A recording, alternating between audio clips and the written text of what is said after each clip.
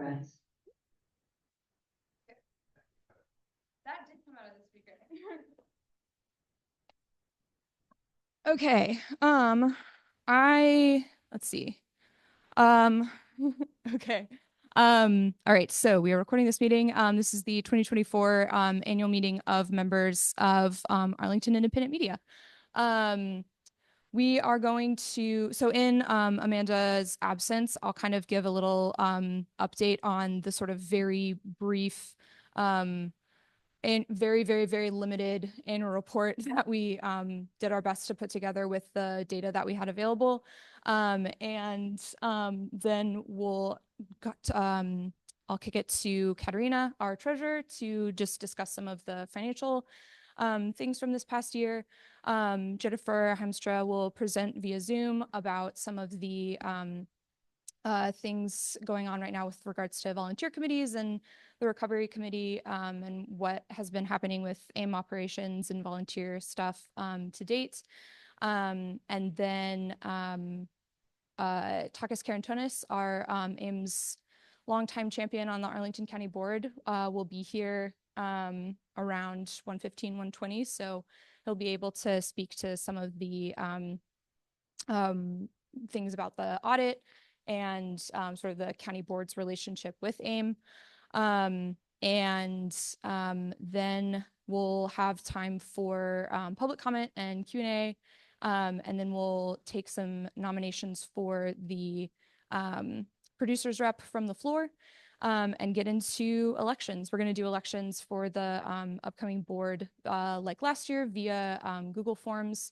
So it'll be automatically tabulated, and we'll have the link in the QR code where you can view that.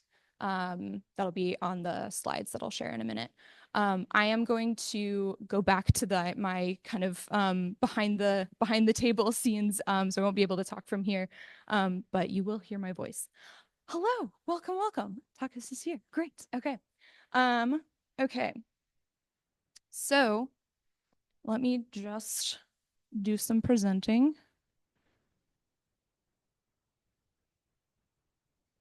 Yeah.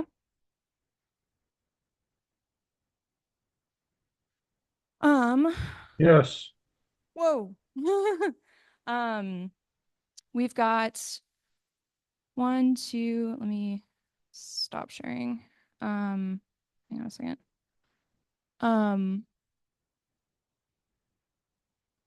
Okay, we've got 1, 2, 3, 4, 5, 6, 7, 8, 9 folks joining us via Zoom. Does that answer your question? Is that helpful? Okay. Thank you again for bearing with me as we figure out all of the things.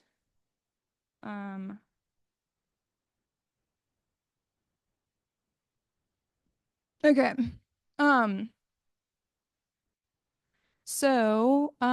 Yeah. So basically, I'll just kind of run through sort of in lieu of Amanda's president's address. I just want to run through some of the membership and workshop data that we do have from this past year. We kind of put together a very, very bare bones an annual report with just the amount of information that we had available to us, given the ongoing audit and the state of affairs. But basically, in from last July to this June, we had a total of 122 membership renewals, 27 of which were Friends of AIM.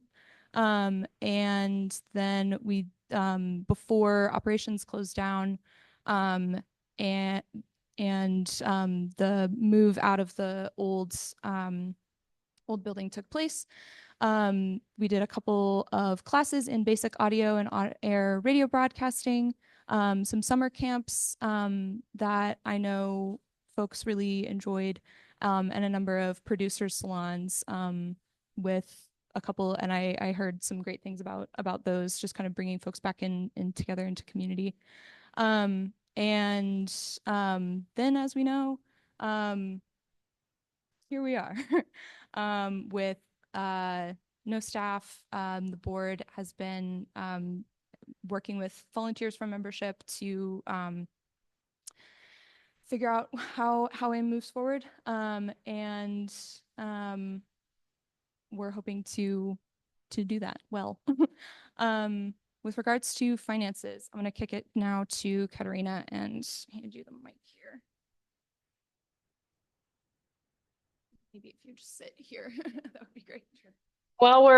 While we're transitioning, we can't see the slides in the presentation.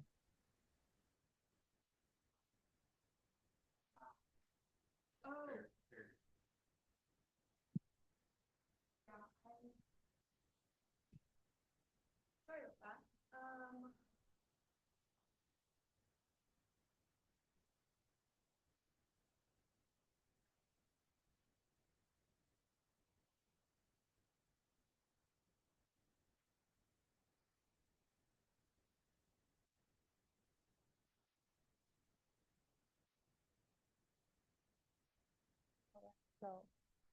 For those who don't know me, my name is Katarina Skladoni. I've been a treasurer for the past 3 months.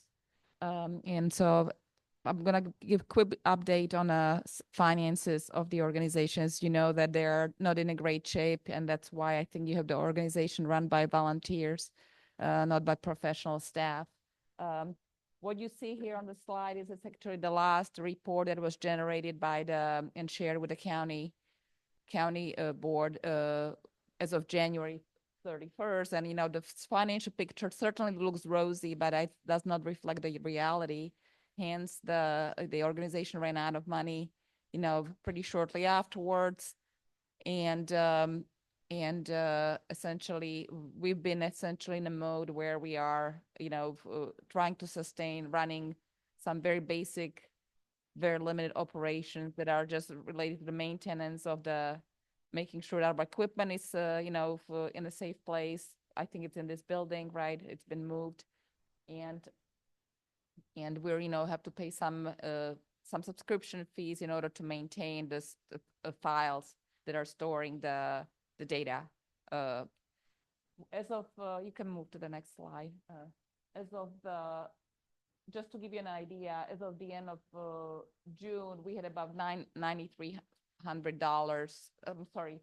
In April of this year, county was based on the negotiations with the county. We received a limited funding of $9,300 to cover most critical expenses that were related to renewal of some insurance policies and. Again, I think some subscription services, storage facilities, paying the rental of storage before we were able to move to this location. That funding was exhausted in early July, and at the end of June, we had about $16,000 in the bank, and we had about estimated $143,000 on unpaid bills. $143,000 in unpaid bills. So fast forward to July. In July, there was one of the liabilities that the board assumed was the debt that one of the AIM employees undertook on behalf of the organization. It was close to $40,000, and through the fundraising campaign, we were able to retire that debt and repay actually all of the entire amount, which was, I think, success, but it shows the potential that when there is a will there, and enthusiasm and need, that the members and friends of the organization stepped up and provided resources to retire this liability. So where we are at the end of September, we have about $2,500 in the bank, and we have about close to $130,000 still in unpaid liabilities.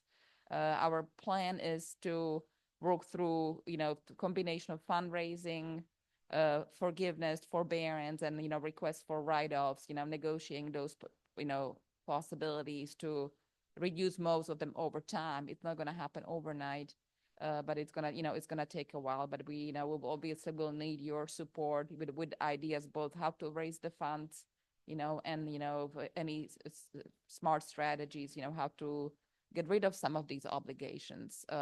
I think Takis will talk about, the future relationship, what to expect from the county, and what the county expects from us. going forward in order to secure additional funding. So I will, let him to speak on that topic and, address any of your questions. As just to reiterate, we're still undergoing audit. We're hoping the results of the audit will be available soon and the organization will be able to move forward. It's not going to be with a clean slate, obviously, but I think we'll have some better ideas in terms of what the picture of the organization is, and everything else. I guess we are not aware at this point in time. Hopefully, there are no more bad news in terms of additional money that the organization owes. But how to move forward. That will help us to strategize how to move forward. So that's all for the financials part. Who's going next? All right.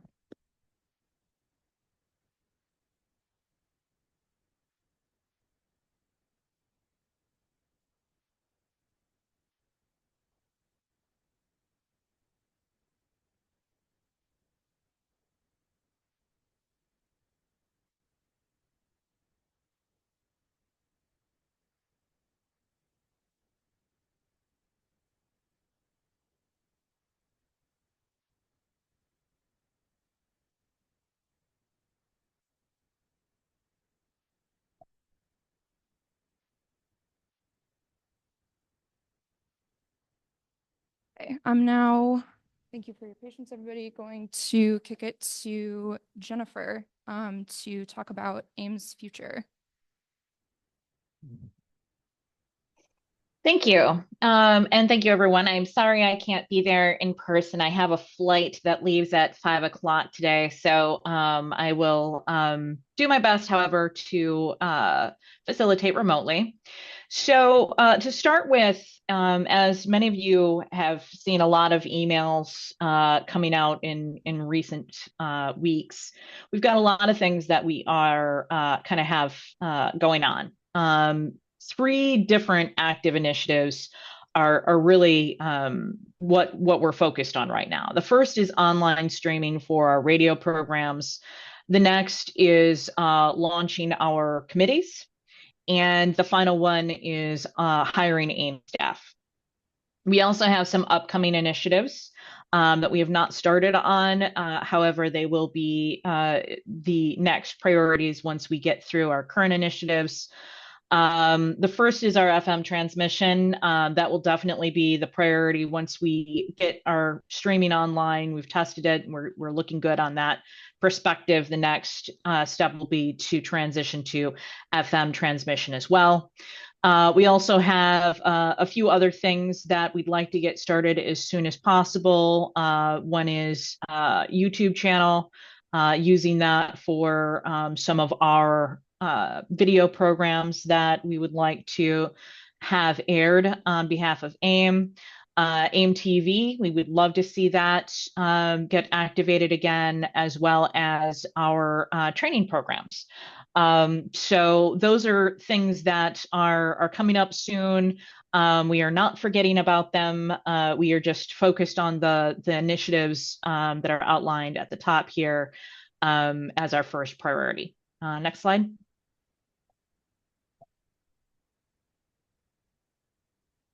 So first, I want to talk to online streaming. As some of you have seen, we've had a few different communications that have come out regarding online streaming recently. So just to kind of give an update, one of the things obviously that we need to have in our new location to get online streaming running is that we have direct internet access. We have made that request. That is in process right now. While we're waiting on that, we have volunteer programmers that have stepped forward that are going to help us make sure that our programming is scheduled accordingly as it's being submitted. We also have a producers survey that's been sent around to all of the radio producers. It's very, very important that every radio producer fills out this survey.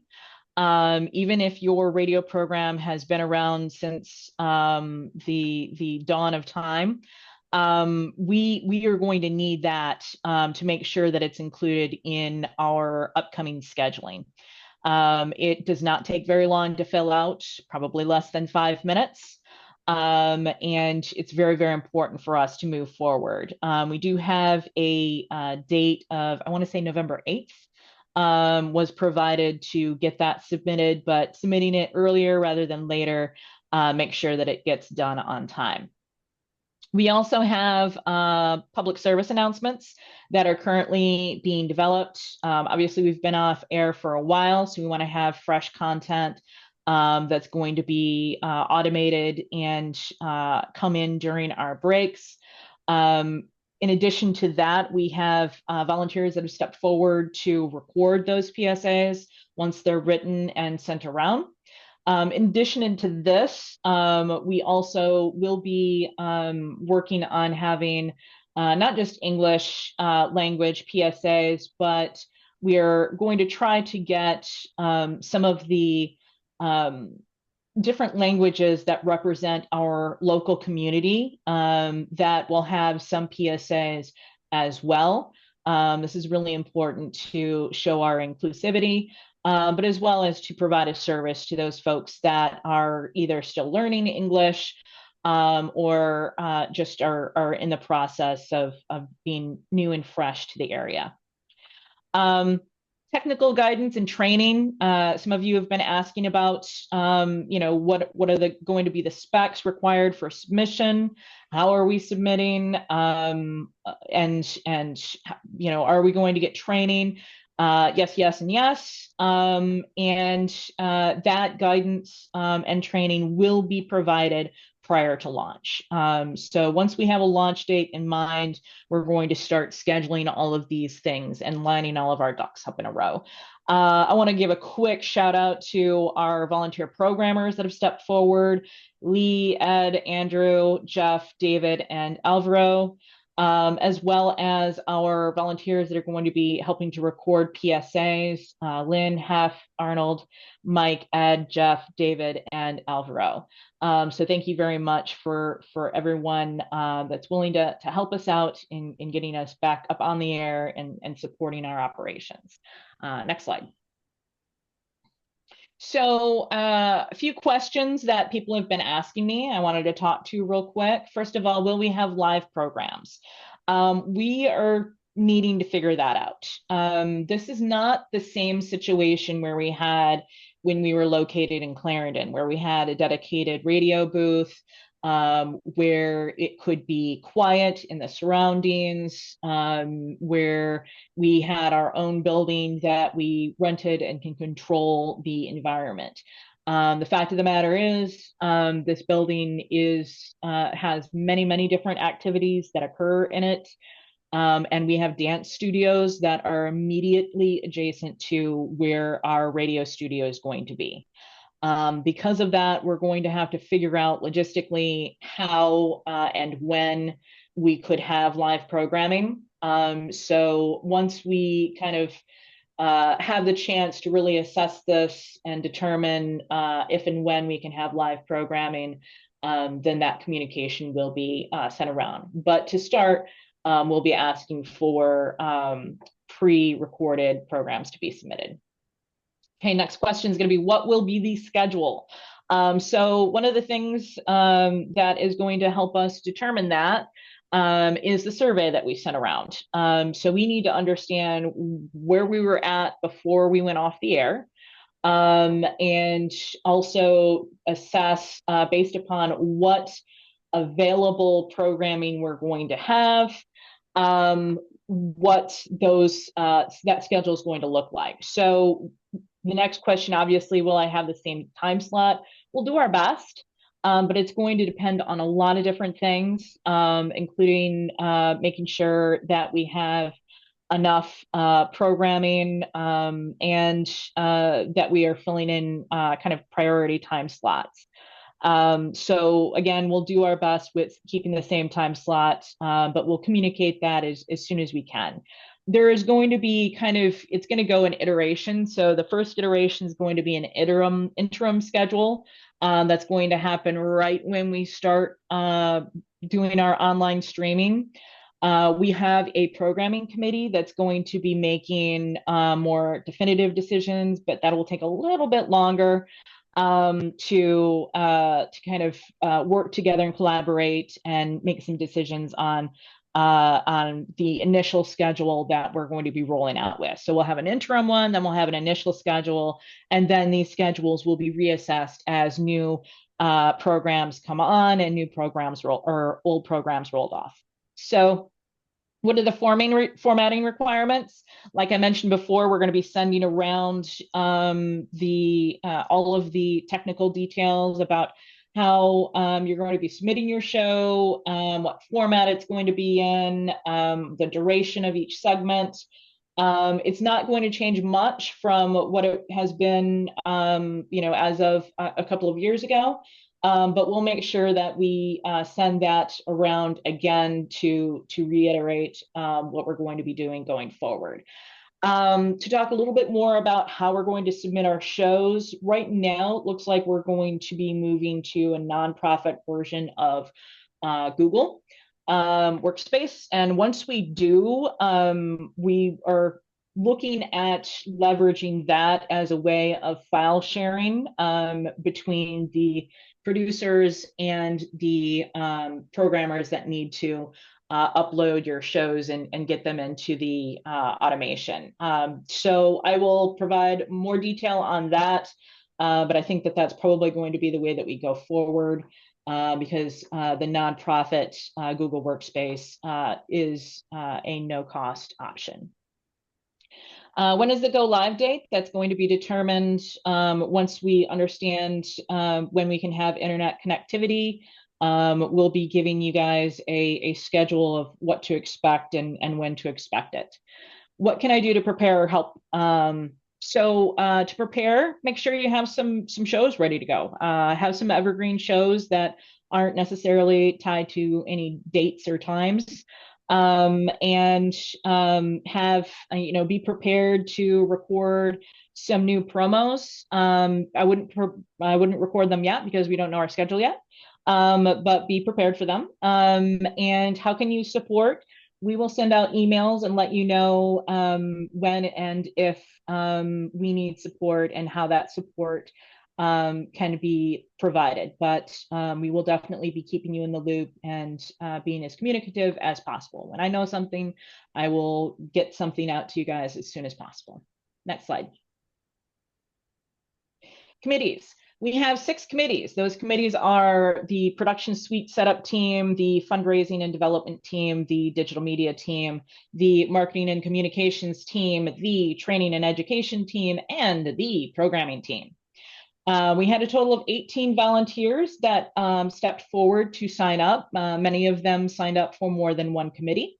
In addition, we had 3 additional volunteers that were willing to step forward based upon some personal emails that I sent around to some of the members. So the committees will be launched based on priority and availability of leadership to help get them started. The Marketing and Communications Committee has already launched. They had previously had a communications committee before we asked for this new committee signups.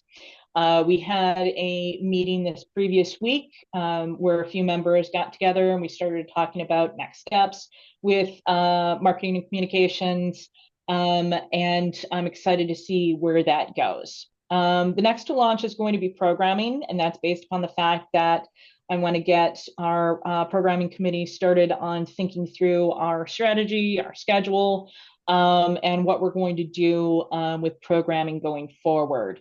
All of the other committees, you are also all priorities, and we will get you up and going as soon as we are ready to help you launch.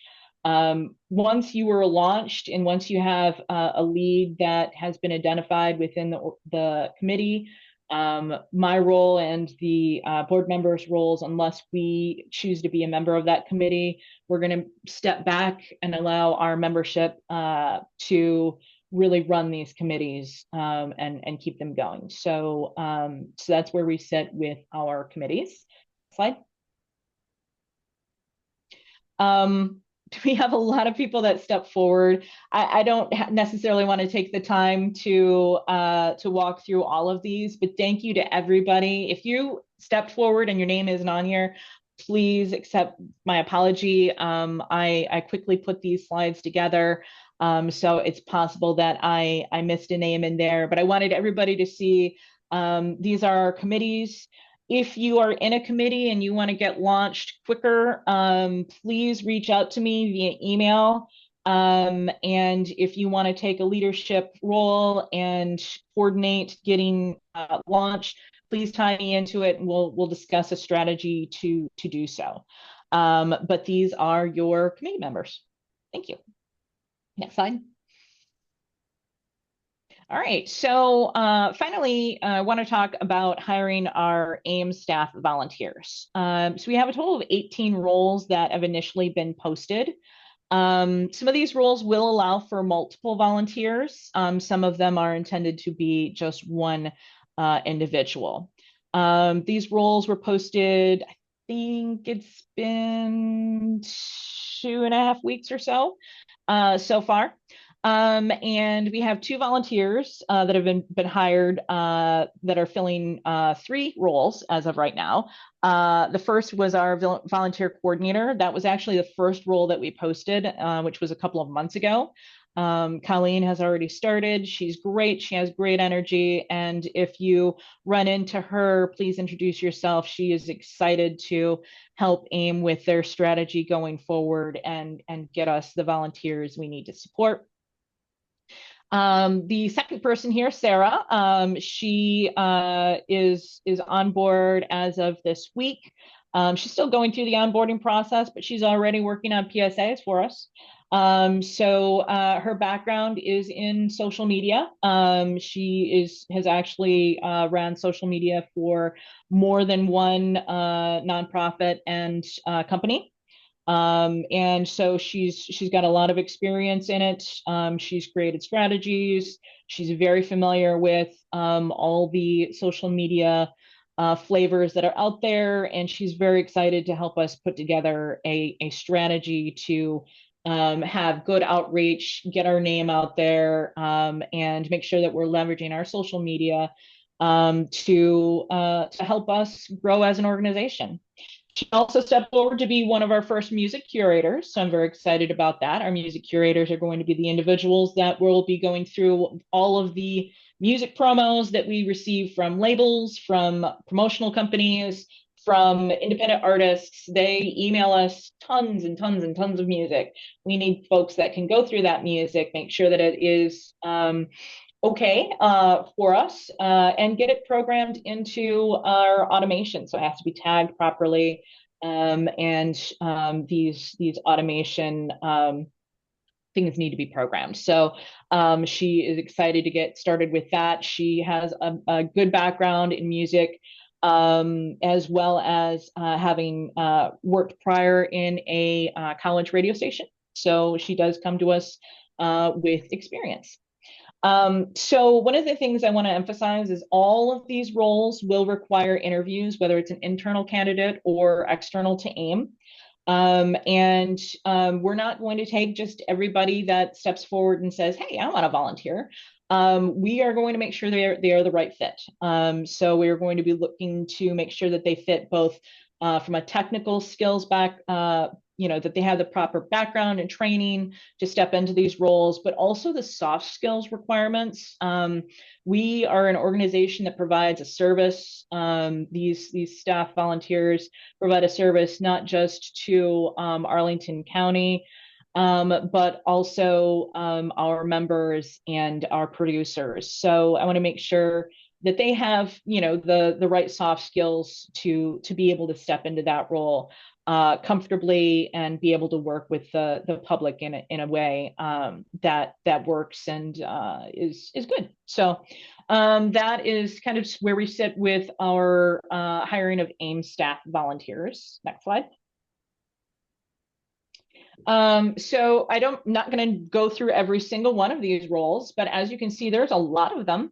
And including things like YouTube channel programming coordinator, website content manager, We already talked about social media, fundraising and development coordinators.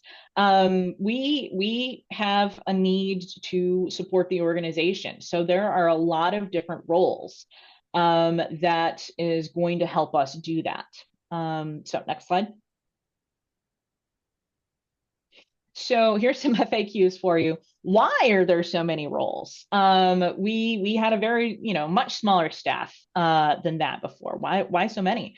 Because these are all volunteer positions. We know that most people are not going to have full-time capacity, 40 hours plus to volunteer to an organization. That's most people. There are some people out there that are like that, but most people are not. They either have other jobs, careers, other volunteer activities they're involved in. They might be retired and are looking for something part-time. They may be a college student and are looking for something part-time to build their skill sets.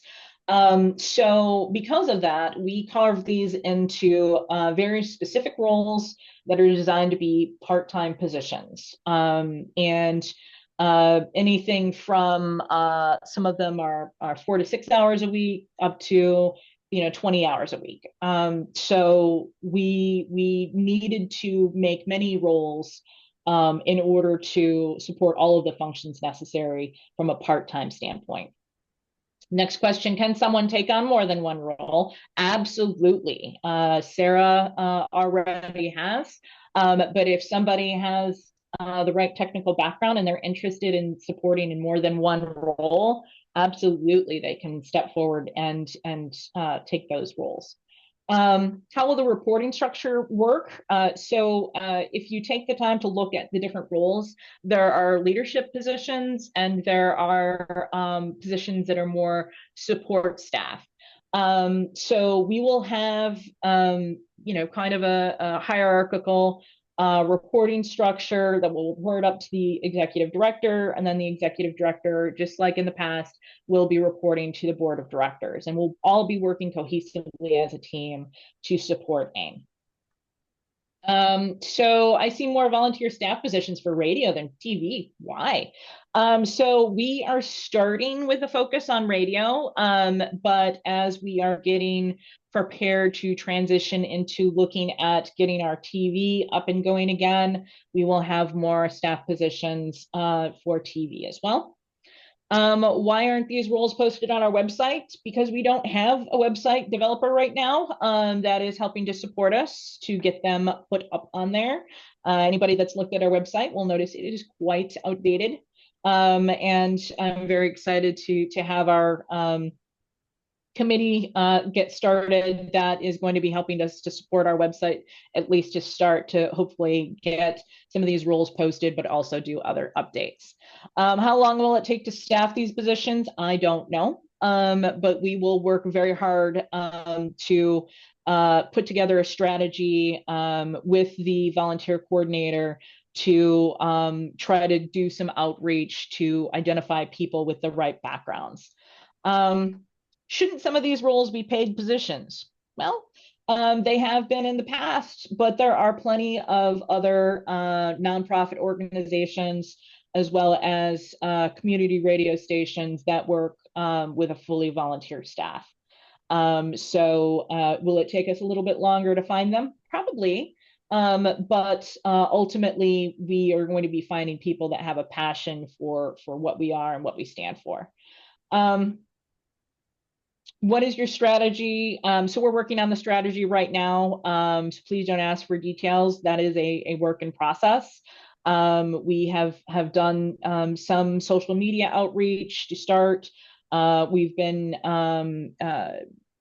participating in networking events to try to get our name out there and get these roles known out there in the community. But we still have a lot of work to go to do outreach to get these roles known out there and find the right people. Will we ever return to having paid staff? Probably, at least some of them, but it's going to be a while. We want to get back to a place of health where it comes to our financial standing. And in order to do that, we need to start with volunteers. It will probably be a very slow process, and it probably won't be for a while. But hopefully, as we gain health again, we will be having some paid staff. Finally, what can I do to help? Please reach out to your network. If you have any connections within media organizations, please reach out to them. Other nonprofit organizations, please reach out to them. Some of these roles are more technical around the radio and TV and media, but some of these are, fundraising and skill sets that are other types of skill sets. Finance, website management. All of these don't require a background in media. So please take a look at all of the roles that we have. Look at your network. If you have people that you know at colleges and universities, reach out to them to see how we can promote on their campuses. These are some great opportunities to build skill sets, but also for folks that are retired, it is a great opportunity to jump into a role that you may have wanted to do in the past, but now you'd like to take your skills and hand them down to a new organization. So please help promote and use your network to see if we can find the right volunteer staff. And that might be all. Yeah, that's all I have. Awesome. Thank you so much, Jennifer. Truly, sorry, I'm trying not to blow out the people on Zoom with their ears.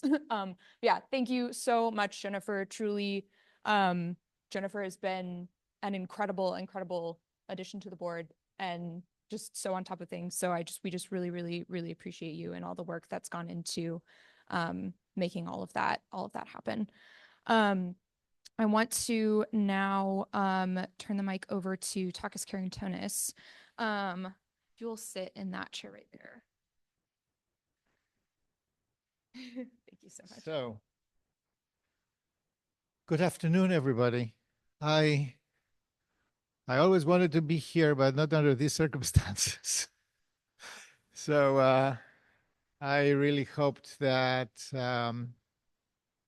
at this stage of the game, we'll be talking about a different era in AIM's history, an era that would be richer and more established and looking to a, real deployment of independent media, community independent media in our community. I mean, just this past week,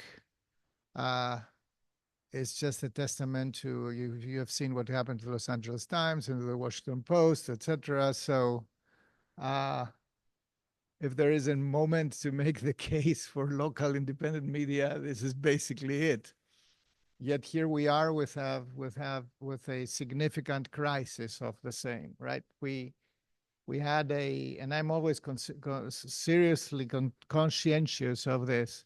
The relationship between Arlington County as an administrative and political entity and AIM is 40 years plus. So for whoever is listening and for all of you, this for me is an important framing condition of what we are discussing. In Arlington, we are not used to take social capital for granted, and when we have it, we really treasure it. Losing this social capital is always traumatic for everybody involved. So last week we had a short check-in with your board, whom I have to say I really thank for all the investment in the organization in very difficult times, especially after March 2024, last spring, and for working with us as well with you to try to refloat AIM to figure out what happened over the last 2 years, what remedies are available, what are the best ways to reset and bring AIM back. So Claire was kind enough to send me a few questions, like bullet points, for me to address today. But feel free after that to ask me, and we can engage in conversation. So I will briefly just say what the bullet points are. What are the findings of the interim audit report? What is the county's current perspective on AIM? What does the county hope for from AIM? What does AIM need to demonstrate to receive the 2024, so the current budget allocation? What does AIM need to demonstrate to be considered in future budget allocations? And in order to conduct an internet radio streaming and broadcast from the FM transmitter, AIM needs direct internet connection here in 3700 South Formal Run, as well as continuous access to these facilities here to if there is need to troubleshoot and otherwise to run a streaming program. So how feasible is it for AIM to get this, and what would be the timeline? So I will begin from the top and going through the bottom. First of all, the finding and the status of the audit. Let me preface this by first, again, thanking you for having worked with the auditors. The audit is basically ready. The report is ready. I've been briefed by the Department of Management and Finance. There are very few things that are left to be cleared. The process of that is the auditors provide this audit to the county manager, basically, the Department of Management and Finance. They go through, they probably have questions, clarifications, etc. These are clarified. I've been assured that within the next 2 weeks, the following things will happen. Number one, all county board members will be briefed, myself included. I haven't been briefed on the findings. I've been briefed on the progress of the report. The second thing is the auditee, so you will be informed and briefed on the findings. And that's extremely important because if you want, my presence here today is, part one of this process of listening to the auditee. So you will have plenty of opportunity to, provide your version or your response to the findings, etc. There is even a formal process of responding to the findings about 30 days after, you have received the audit report, and this is going to happen. I'm pretty certain the next couple of weeks, probably right after Election Day, when everybody's mind will be able to focus on anything else but Election Day. So we don't want, of course, to release reports, etc., to the public without you knowing that, without you having had the opportunity to see that first and have, know what you have to respond as well. Same applies to us. So I can, though, in order to give you some idea, because I understand that your members and your board needs to know where things are, can give you some idea of the big buckets. First of all, let's start off what this audit, just a recap of what this audit was covering. This audit was covering January 2022 to March 2024. So that's a total of about 2 years plus, 27 months. In these 27 months, the Arlington County has granted $952,000, about $1 million in operating funds, and AIM has received another $1,049,000 in PEG funds, which are typically capital funds. So we are talking about a $2 million audit. Um, all in all, I've been, according to the briefing that I had so far, we have requested and mostly received about 700 documents, or more than 700 documents, as a matter of fact. It was not always easy to get this document, so it took quite a process to find them, to reconstruct them, to get them.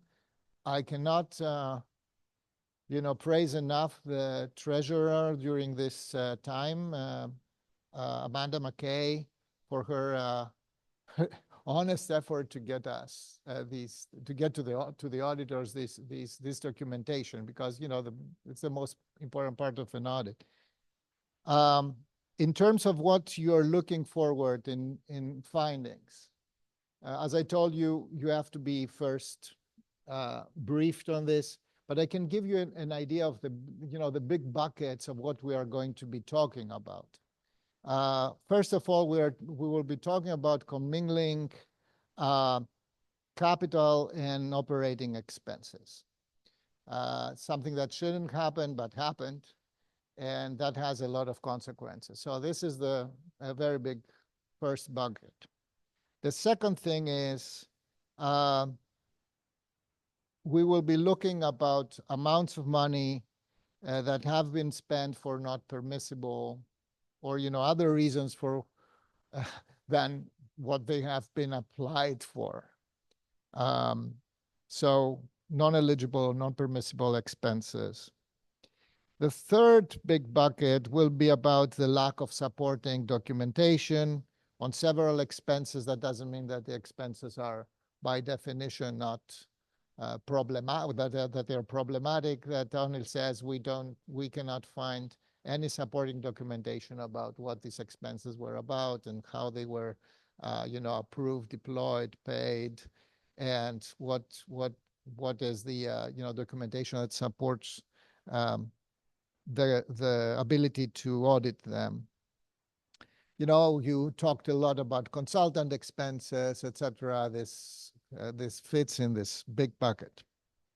The fourth is there is a subcategory of questionable business expenses that will be also part of the conversation. And the fourth big bucket is about governance and essentially the separation or segregation of duties, which is, when you write a check that somebody else has to sign off on that, so there has to be somebody there, etc. One of the biggest problems that I found with requests for funding is that sometimes there was a significant lack of transparency about who is the treasurer, is there a treasurer, etc.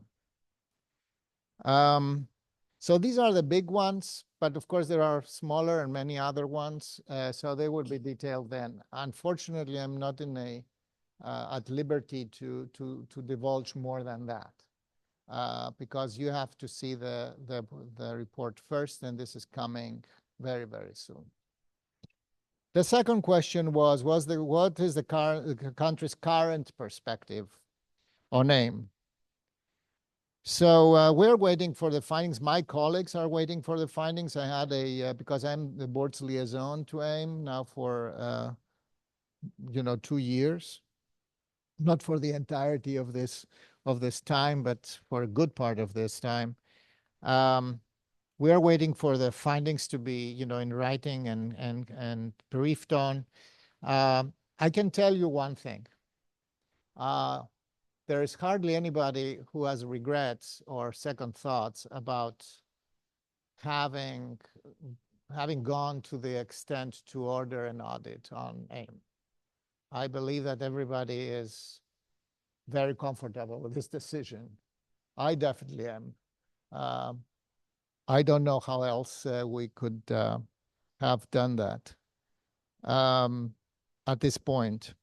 There is concern among everybody, and this is now going back to probably last year, November or even earlier than that. And you know that because in July 23, myself and Christian Dorsey, who was then the chairman of our board, and actually an AIM former producer, an alum, we came to your board down in Dinwiddie Street, and we really, expressed very clearly our concerns about, the lack of planning for transitioning from that location to a new location, the lack of, the financial clear path, etc. We cannot dictate how you manage, but we were seeing that we were concerned that this was not sound, but we were assured that it was, and but in any case, we brought this up. So there is today some disappointment, lingering disappointment about two things. First of all, that AIM's production, the ability of AIM to produce content, etc., has been declining, and right after March, understandably to a certain degree, but still a fact, it collapsed. I mean, there was no production, there was nothing happening right now. I'm in my youth, I've been a radio pirate. I operated a 30 watts FM station completely legally in my home country, but tolerated. So I know that there is nothing more resilient than this kind of media. So you can't do that if you are really into that. So for me, I was expecting some flame and spirit to be still there, but there was barely any, and that was really concerning, because the core of the mission, as we understood that, is give voice to those who don't have it typically, and try to empower people who enable, empower. And I thought that there would be some residual energy to carry the organization forward, even in such. But here you are, and that's for me already good. But not in terms of production. So I'm very happy to see that there is a concentrated effort to get back all this energy to bring back streaming. There is concern about the AIM board's ability, and this comes from what we know today and we didn't know before, to steer and effectively control the organization, and the lack of transparency that was a very big point. In the last application for PEG funds, that was in November or December, if I remember correctly, November or December 2023, it was omitted to let us know that AIM didn't have a treasurer, that the treasurer had resigned previously. And, you're not under no obligation to actually state that somewhere explicitly, but I find it as a very, very important fact that needs to be conveyed. We had to find it out literally through gossip, or through conversations that happened serendipitously a little bit later. This is not okay, definitely not. And then so this was a big flag. And add to that, the issues with resiliency after March, etc. So this is how today is the board's current perspective on AIM.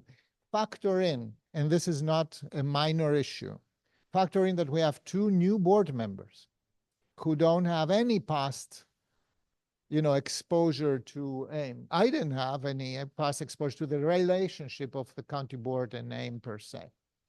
So, so they come to this discussion. We'll have a third board member after November 5th. None of the candidates, as far as I know, have been involved with a relationship between the county and AIM in the past, at least not deeply enough. Maybe I don't know that very well.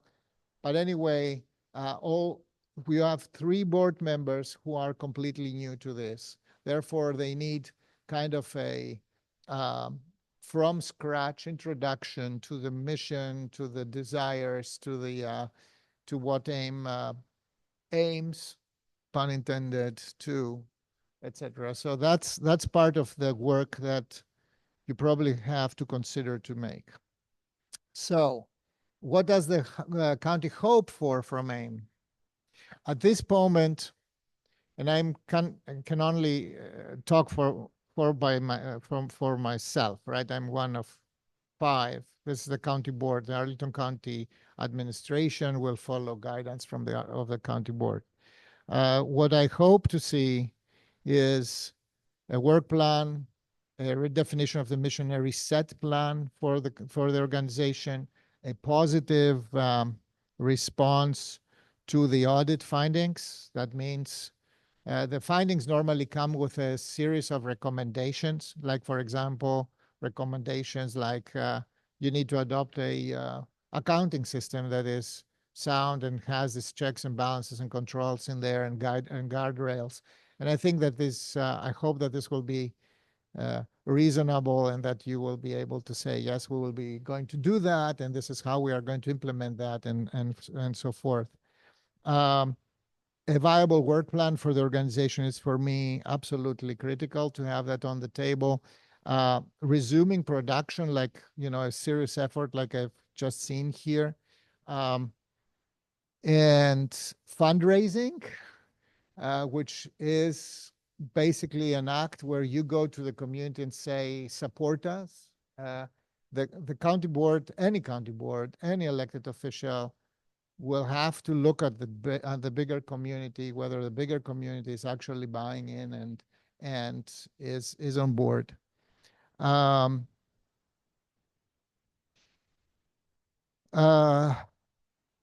it will be a job for the AIMS board to once you receive the findings of the audit, to ask for meetings with county board members, 2 by 2s we call them, so 2 members at a time plus 1, and make the case for resuming some of the funding that we set aside with one-time funds. I think it was $140,000.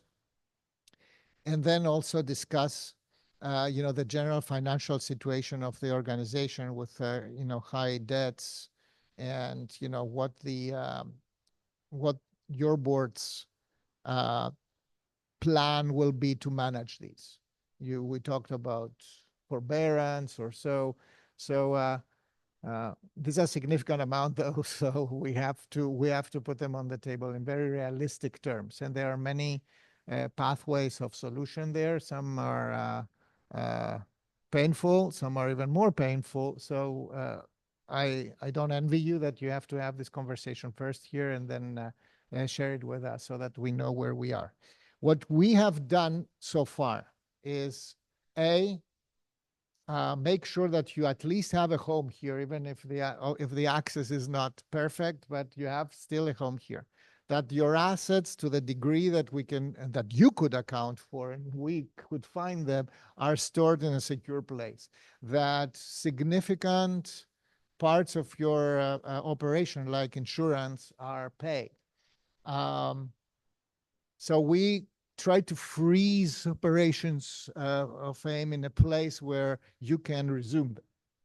I have received the request for directly connecting you to the internet here, to Arlington Connect, the fiber optic system that we have in Arlington County. This building, as far as I understand, is connected to that, like any school, any other public facility. That should be more than enough for you to stream reliably. I have floated that with the county manager. I floated that also with my colleagues. If you ask me personally, I'm all for it to do that as soon as possible to enable you to do that. And I would, because you asked me also for a timeline. My desire is to get this up and running well before Thanksgiving. If you ask me, I would love to have it already tomorrow so that you can be back the soonest as possible. I have heard that you have still the license of WRA. This is not a negligible asset in Arlington to have a Radio Arlington. I've been told here that if we can restore the online connection, so direct connection, that you can actually resume a broadcasting from that. But I'm also I have been told also that this has to be reliable, as you have a grace period until March 2025 to resume operation of the broadcasting. If you do that earlier, you cannot fail in between. So it has to be a pretty reliable operation that starts there. That's, of course, yes, operation. Sorry, that doesn't amplify here. I believe that this is only, okay. So I'm trying to project more. So it has to be pretty reliable, because until now you could be off air for a few hours or even an entire day. But apparently if you resume before March 25, you cannot fail. So you don't have any more wiggle room to have technical issues with that. So it has to be reliably broadcasting. But this I don't know. This is what I've been told. My job is to figure out whether you can have a high capacity internet connection to the transmitter, and we're trying to get that. So priority number one, streaming capacity from here. Priority number two, connect with this with this transmitter. So what was then? What does AIM need to demonstrate to support budget allocation? So when you receive the findings and you respond to the findings, this is when you have to gain a majority to say, okay, we will now, this is the conditions under which we will be supporting AIM from the current funding allocation. But mind you, and I told you some of my questions there, what's your work plan? How are you going to do fundraising? How is your mission going to fit in with the general community? It's going to be very helpful to be already streaming by then, because that shows that you're alive and that there is a organizational activity that we can support. Now, I don't know what my colleagues will ask in addition to that, but definitely you will have to get a majority of the county board to be supportive of resuming funding. Until now, there was quite, the board was benevolent in the sense that I didn't hear a single substantial,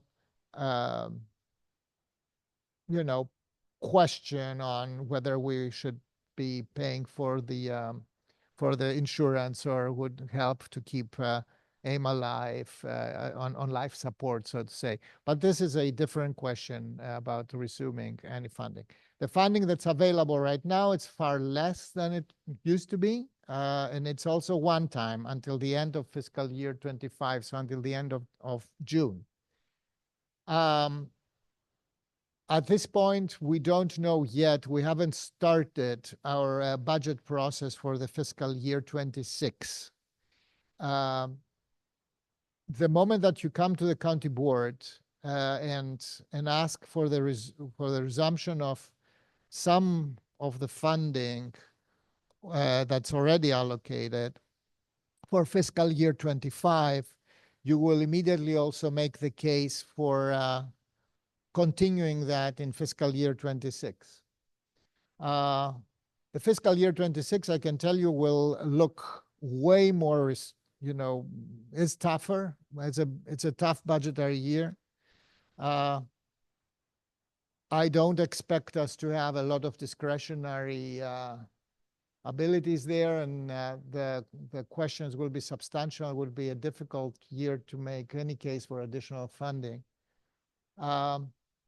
So this is a climb, and you need to be aware of that. I cannot sugarcoat this.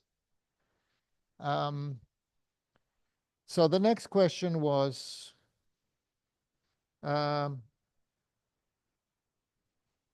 I talked to you, consider for future budget. That I talked a little bit on, and then on the technical conditions here, the connection and hookup on direct hookup on our on Arlington Connect. So I stop here, and I can take questions and provide answers to the degree I can.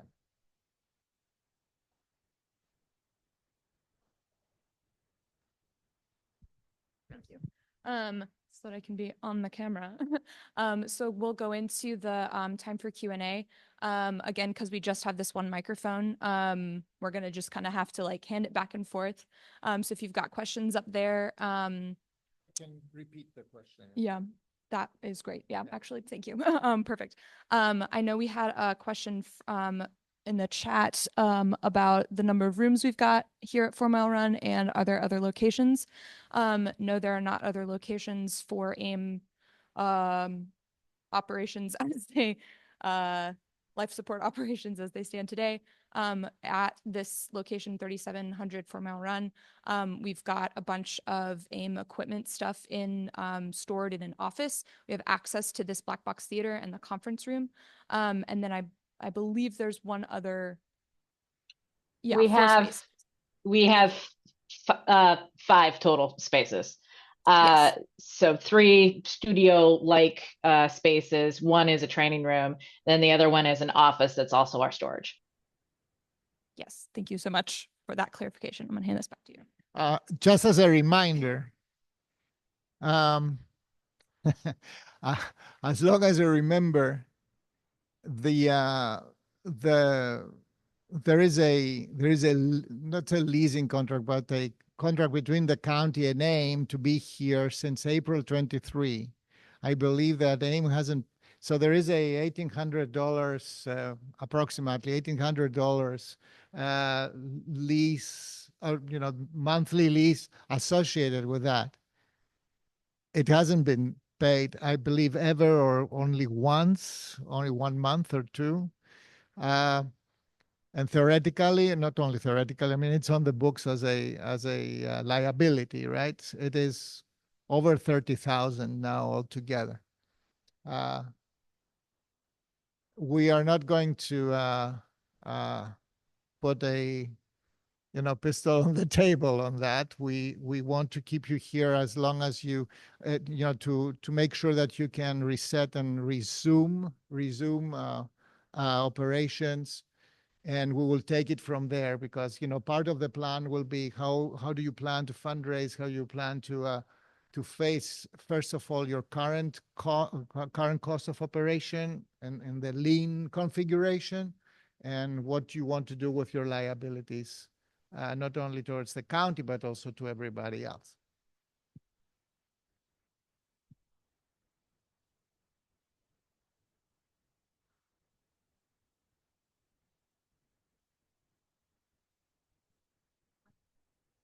The funding that we approved last year for fiscal year 25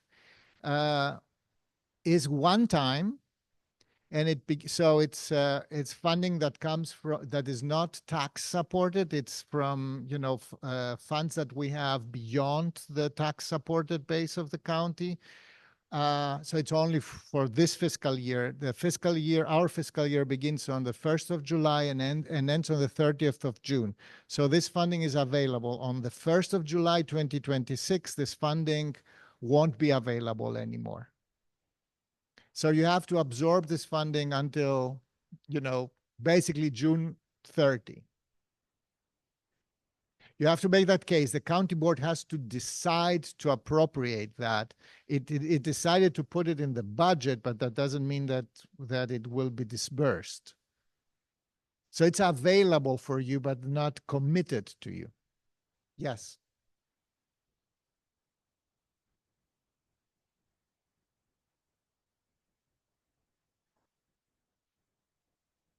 Two thousand 2024.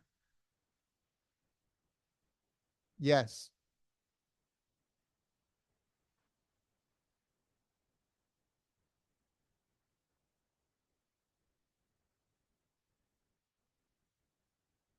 I think that that money is not anymore disbursable because we are now in a new fiscal year. So money that was stopped, especially from operational funds, because there was money disbursed until January 2024, and it was from PEG. If I remember correctly, the audit will list all these. Yes, this wasn't because we stopped. Yes, we stopped all payments right then. This money is gone. It's not going to come back. To my best of understanding, I'm not a accountant, but my budget understanding is that if it's not anymore in the current fiscal year, it is not going to be. And if you want, part of the motivation of the county board to allocate any money in the fiscal year 25, so the fiscal year that began in July, was to keep some some money there available for for the in compensation for what was lost the previous fiscal year. But of course, with a firm instruction to complete an audit first. I want to remind everybody that by November 2023, things were looking really iffy. We had, constant emails and requests for funding because the organization was basically insolvent. At the same time, the organization was signing leases with commercial, providers of commercial space in Clarendon, etc. All this was not making any sense anymore. You had to furlough staff. So there was quite a concern that this was not okay. And at the same time, we found out also that there was no treasurer on, there. Yeah, probably. And I personally had, a series of discussions with who was chairman of your board back then. And we asked very specific questions, and we didn't get satisfactory answers. And it was very clear that we had to protect the public interest, and unfortunately discontinue funding for that moment and ask for an audit. Yeah.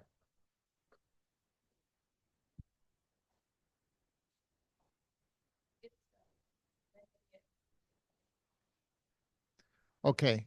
Did you hear that? Is it whether we are? So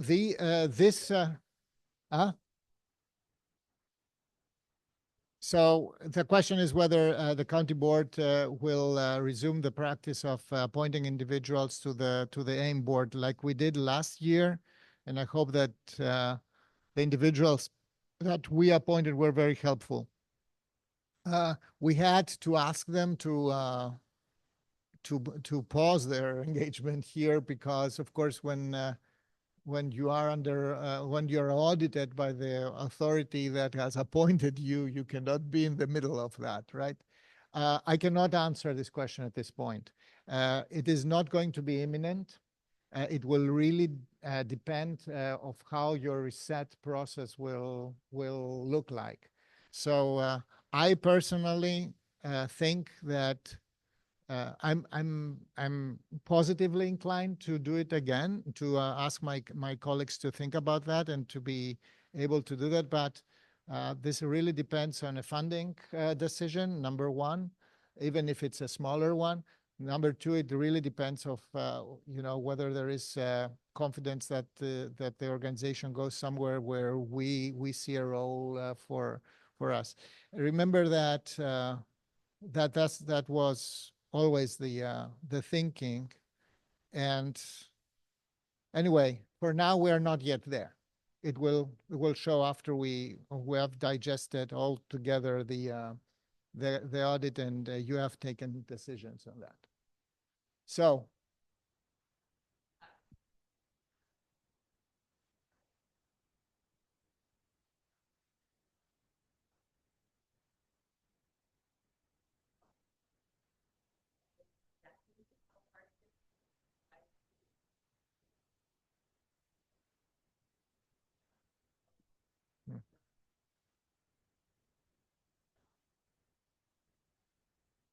yes.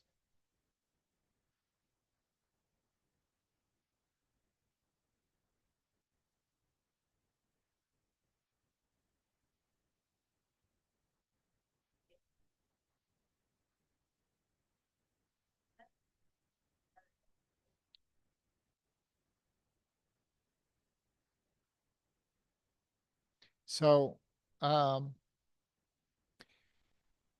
my understanding is that the organization, the corporation, has to respond to that. Period. Our the who receives this funding, who has the relationship with the Arlington County, is the corporation. Now, from the findings, I can imagine that you will have a lot of, insights about what kind of checks and balances and guardrails and policies should be in place. But this is not our job to intervene and say what this is. This is the independent auditor will give you a list of recommendations, and you will have the opportunity to say yes or no, or we have a different way to see that, etc.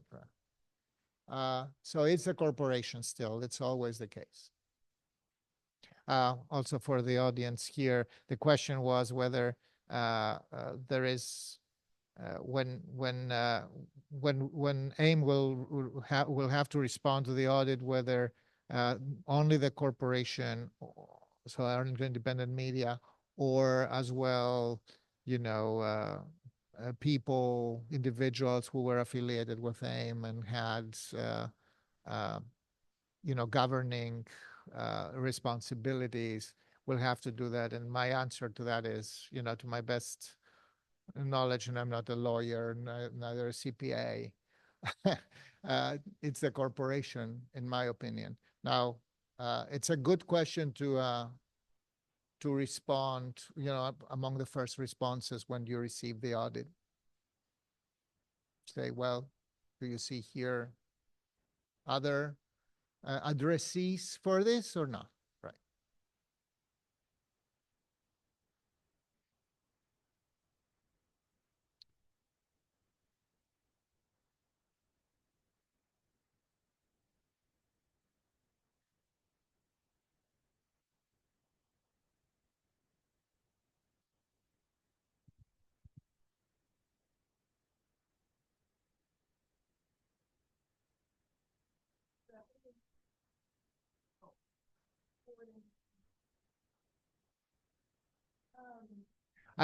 I can, or somebody can repeat your question, or you can.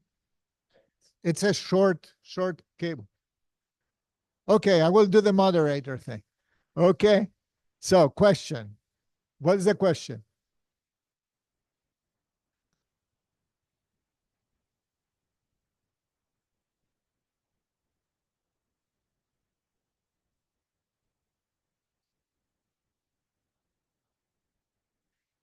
So the question is, what can the AIM board say about a potential collaborative agreement with Fairfax Public Access? That definitely is not a question that I would like to answer. I feel I'm being aimed at there. Thank you. Oh, okay. Well, oh, okay. But you and I have talked about this before. But first, let me ask you: did you you've been elected to the Fairfax Public Access Board now, correct? Or you will? Okay. All I can speak to is in the past, when I first joined the board 3 years ago, it was the executive director at Fairfax Public Access who suggested that we do some cooperative work. And Claire and I and some other members went out to Fairfax Public Access, saw the facilities, and there was nothing firm, but a discussion of the possibility of sharing things, excuse me, such as training. And they do a lot of classes out there and that sort of thing. So, Yuli, I'm not sure if I'm answering your question, but that's as deep, that's as much as I know. We did not pursue that after it was discovered that there was apparently PEG funding that we didn't know about, at least when I started on the board. Does that address what you were asking?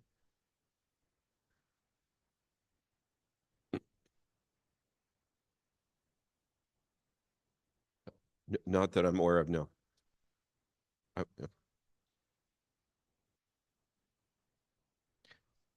will.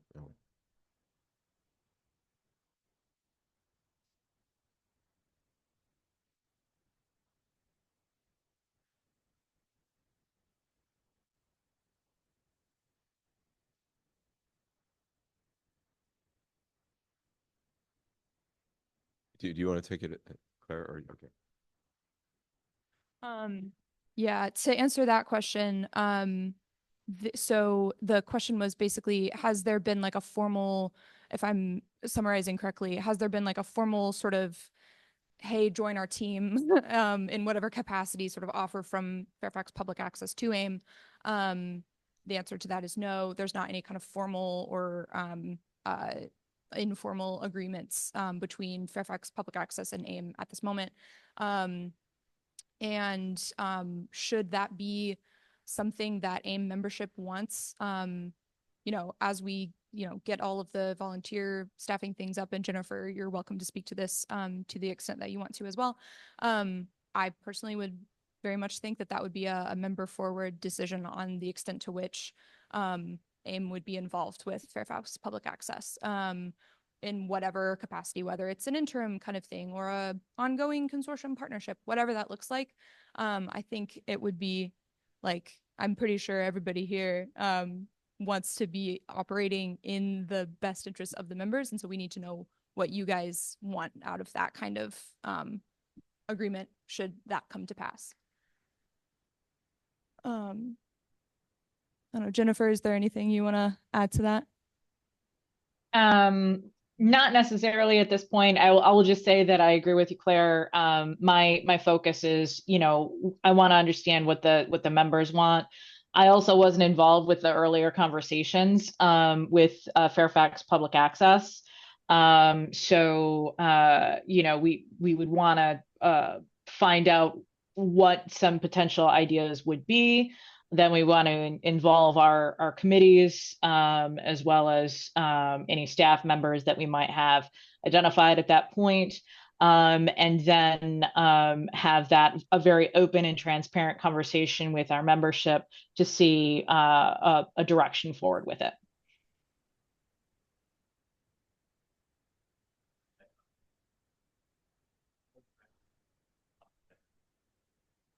Over the summer, Rhonda and I went over to Fairfax Public Access.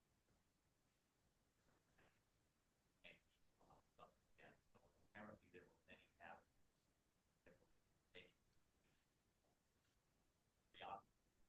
At the time when I relayed that, I was told that that was probably not. But there was kind of a first place.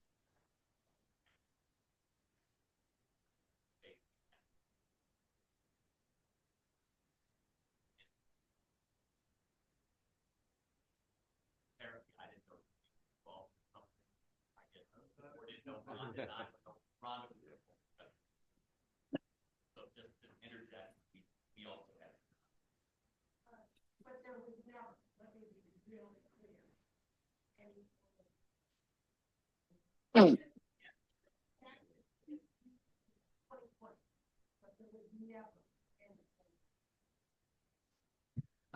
Just to summarize for the folks on Zoom, there were informal sort of avenues of sort of trying to figure out what potentially could happen.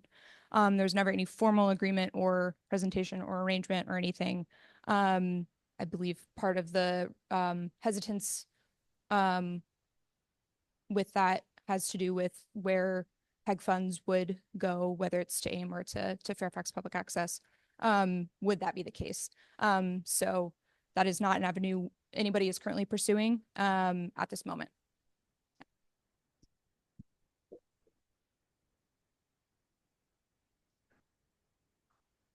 He's going to step up. Yeah. It's easier by talking to this. Hi, everybody. Talk. This camera? Do we have a long enough mic? Can you guys see me? Where am I? Okay. There I am. All right. So hello, everybody. I'm Jeff Hoffman.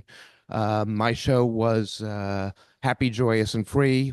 I broadcast Monday through Friday, 8 a.m. to 10 a.m.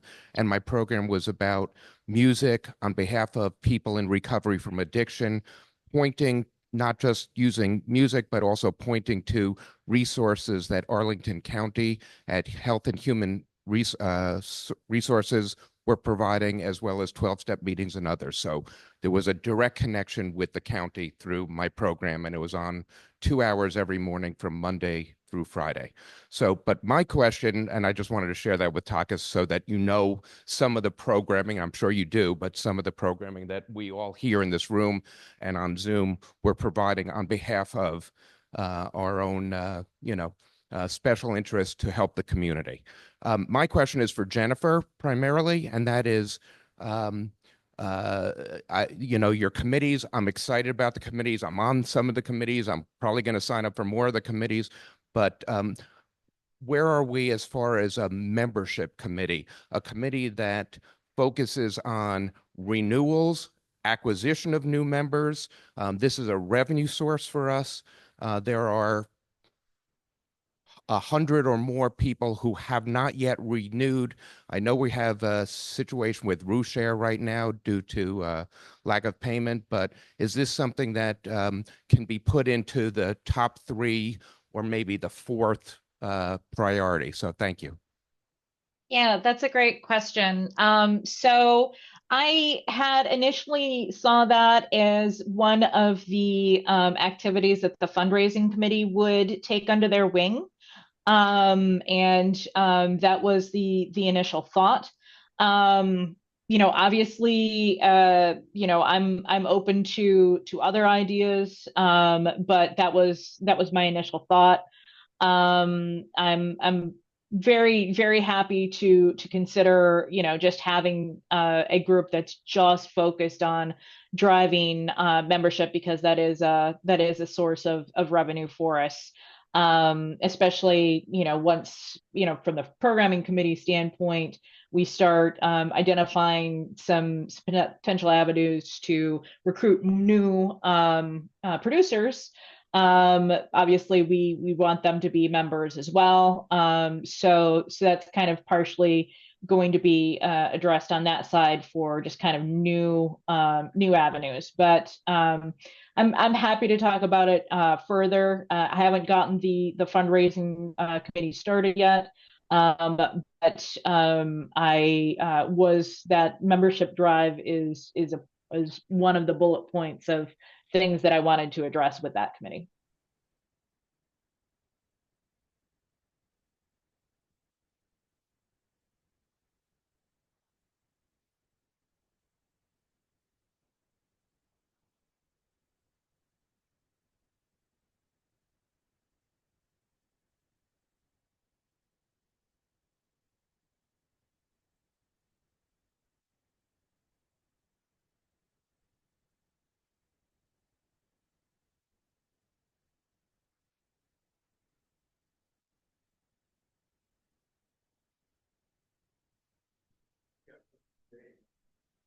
Test. Is this you can hear? Were y'all able to hear sorry, were y'all able to hear the last question there? No. Okay. I think the mic accidentally got turned off. It was about, just to summarize, sorry, can you just say that one more time?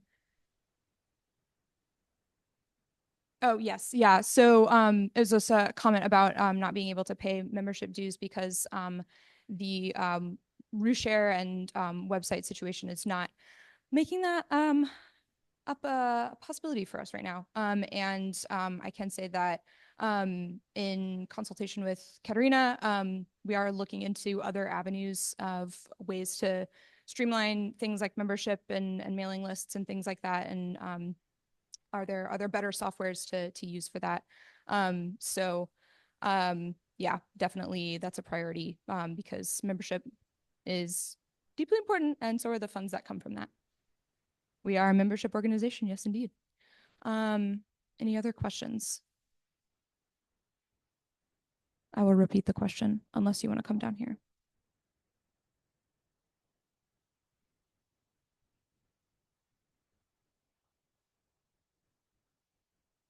Question is, to what extent is it possible to give a physical check to the treasurer? Katerina, how do you feel about that? Katerina feels positively about that. Awesome. Cool. Question from, yeah. Mhm. Mhm. Right.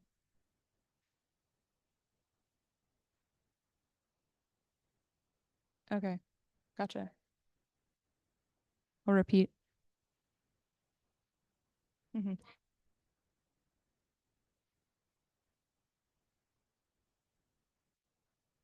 Yeah. So the issue with checks would be where it would be mailed to. And officially AIM's address is this 3700. It's just a question of who's collecting that. Yeah, question from Jackie. Okay. I'll do my best to repeat it. Mhm.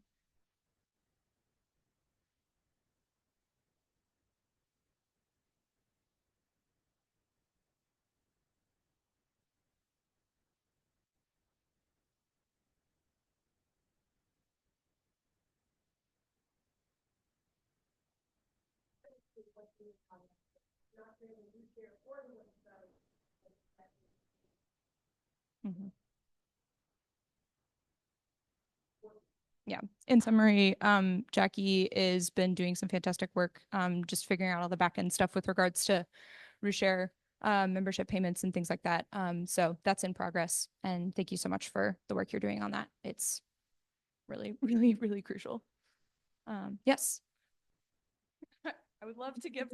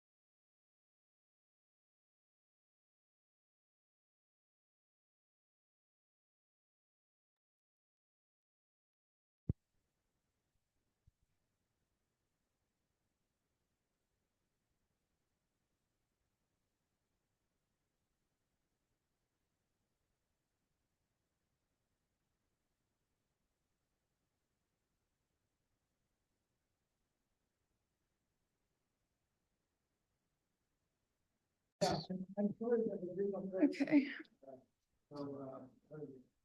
We can hear. Okay. So just FYI, everybody, thank you so much for folks helping troubleshoot. Right now, we are getting audio just through the laptop that is running Zoom. So I am certainly currently sitting behind this laptop, and we've got other cameras going on as well. So yeah, so well, thank you so much for your patience, doing our best. Is there a summary of what was just discussed while we were troubleshooting, that someone can give, like, close to this microphone on this computer here? What did y'all just talk about?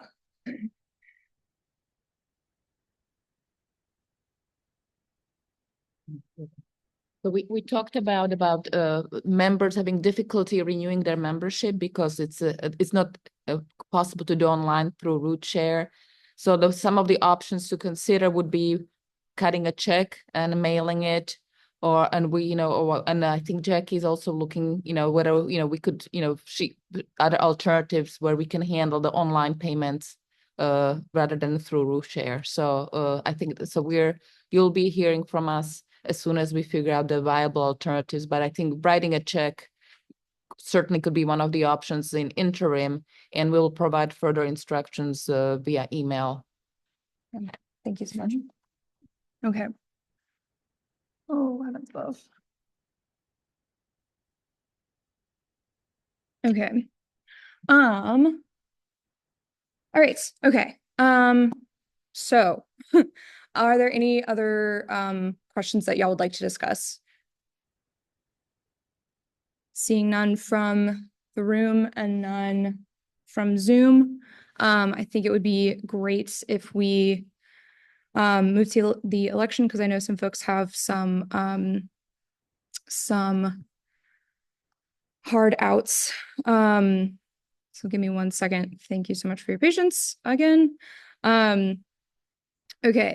Takis, thank you so much for being here. Really, really appreciate it.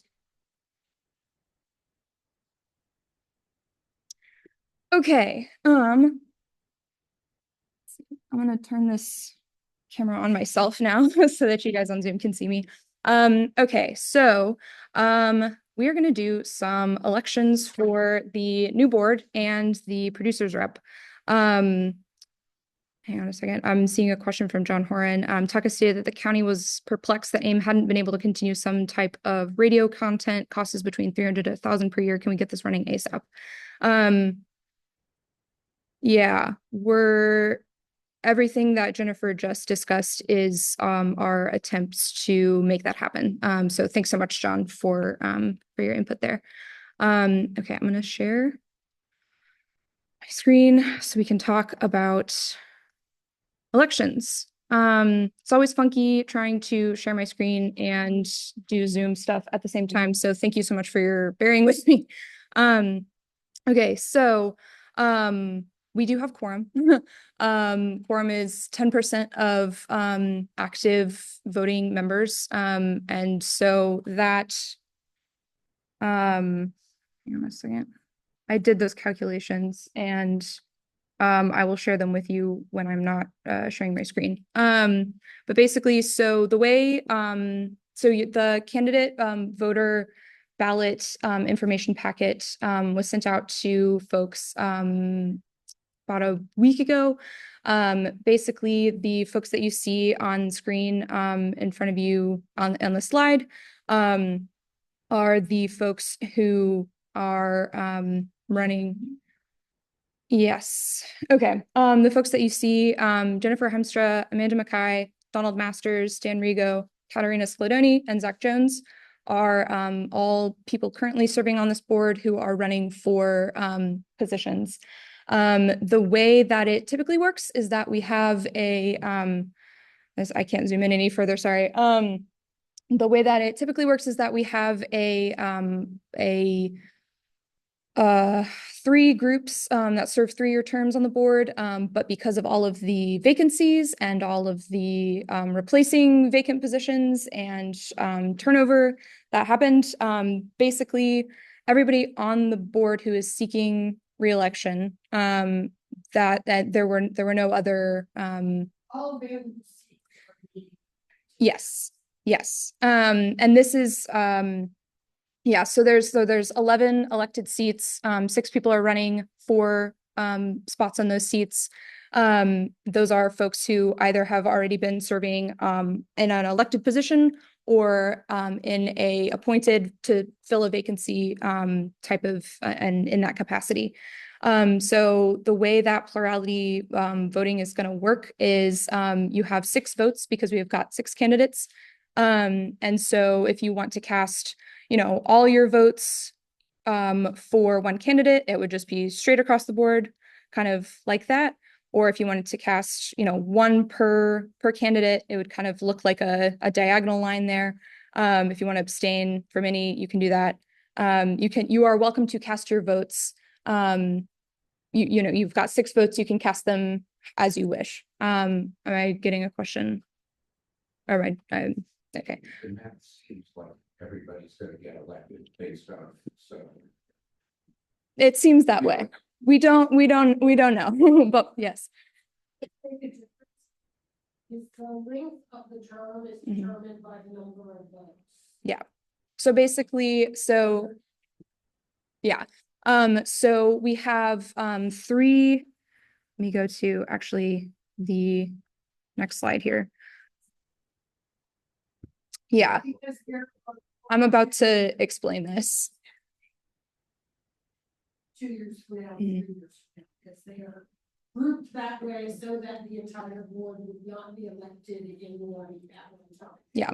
These are extraordinary circumstances, and in fact, that is what's happening. Mhm. However, we do still want to determine which of those seats and which of those classes, groups of board members are being elected, and that is determined by the board. Yeah.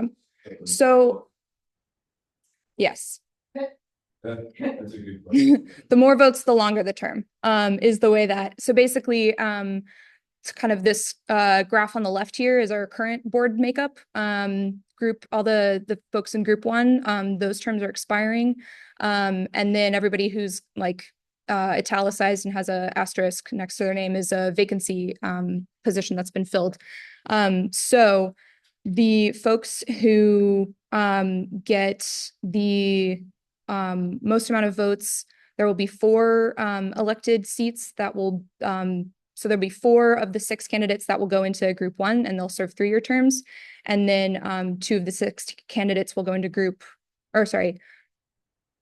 four candidates will go into group 1 and serve 3-year terms. 2 of the candidates will serve 2-year terms in group 3.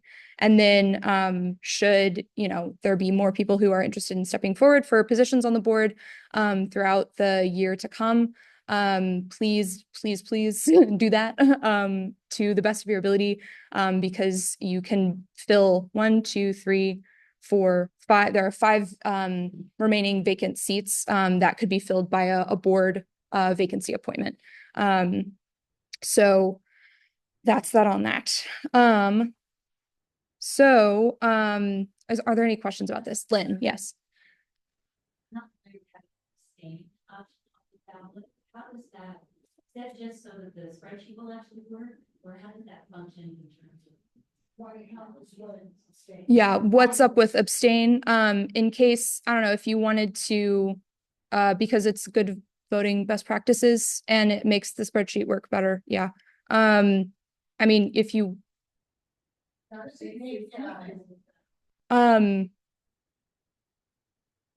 So if you have 6 votes, right, Mhm. you can abstain for 1. yeah, You can abstain simply by not voting. Right? yes. There isn't a question to say, I am for, against, or choosing not to vote. Right. It speaks for itself.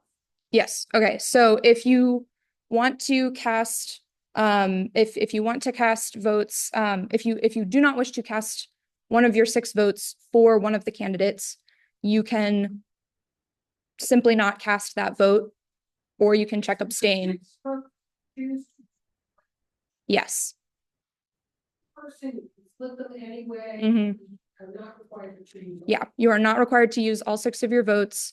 If you want to check abstain with any of those votes, you're welcome to. You also do not have to. This spreadsheet is not, you're not required, like in a Google form, you're required to put in like your name and your email address and stuff. But on this particular, the way you'll see it in the ballot, this particular multiple checkbox, you are not required to check anything if you don't want to in there. You can cast your votes as you wish for however many board members, and you are allotted 6 votes. Is that clear things up? Okay. So we need to add a producer's rep to our ranks here. I want to, just for the sake of, I'm going to add that to the ballot so that we're not doing multiple ballots. So I'm going to take, we'll take nominations for producers up from the floor. I'll put those into the Google form, and then I'll share the link to the Google form just so, you know, but if it's in previous years, if we've done the election for the board and then we do an election for a producer's rep, we can just do that by show of hands. Happy to do what makes sense to the most amount of people, Len. Previously, anyone could vote for producer rep, Mhm. limited just to Arlington residents, Mhm. designated Arlington businesses. Mhm. And so I wonder if it's easier to do the board election. Yeah. And then simply do a show of hands. Cool. Yeah. Online. That sounds great. Rep. I'm here for that. Yes. And repeat it. You don't have to. Yeah. Yeah, totally. Okay. So for the folks on Zoom, what we're gonna do is we'll do the voting for, or the we'll do the elections for the board of directors, not for the producers rep. And I'll show the QR code and link to get to that form in a second here.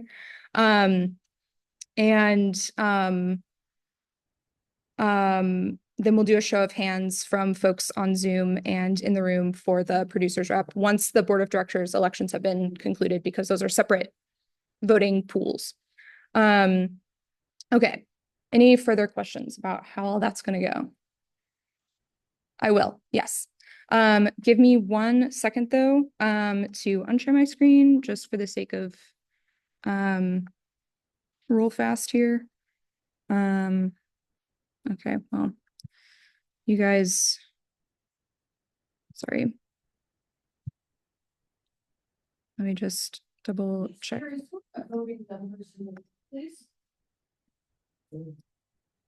The 1, 2, 3, 4,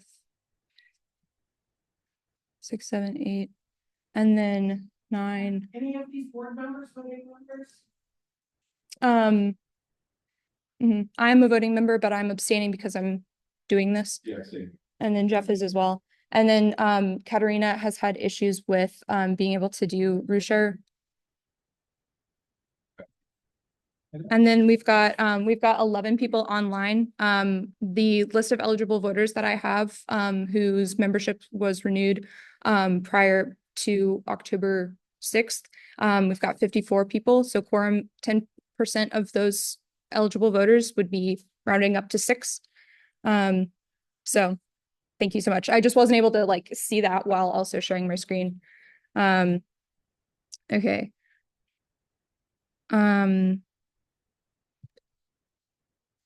Okay, let me just really fast. Okay. Okay, where's my Zoom peoples? Thank you, friends, for your patience again. So in the ballot that I'm about to share, you'll see the last question is about casting your vote for a producer's rep. Just ignore that. It's not a required question. So just don't even answer that because we're not voting on that right now because we don't have any nominations. Okay. So now let us do some voting. Okay. So I will type this into the Zoom chat as well. Come on, chat. Sorry. There we go. So if you go to bit.ly/ all caps AIM dash VOTE dash 2024, or you scan the QR code, that'll take you to the ballot to cast your votes for the upcoming board.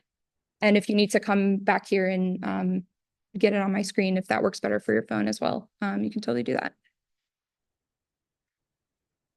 QR code works. Sweet.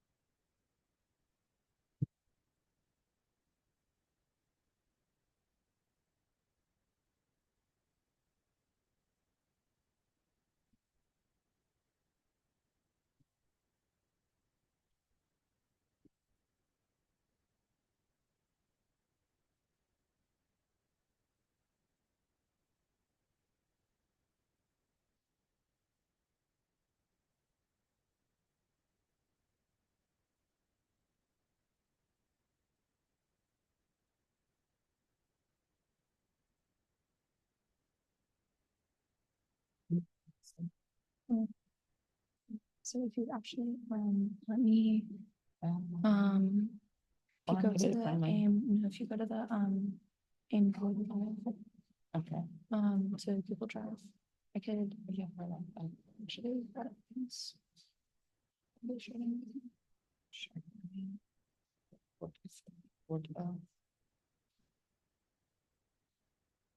Is it gonna be board resources or is it gonna be? AIM board of directors, and then interviews, and then voting.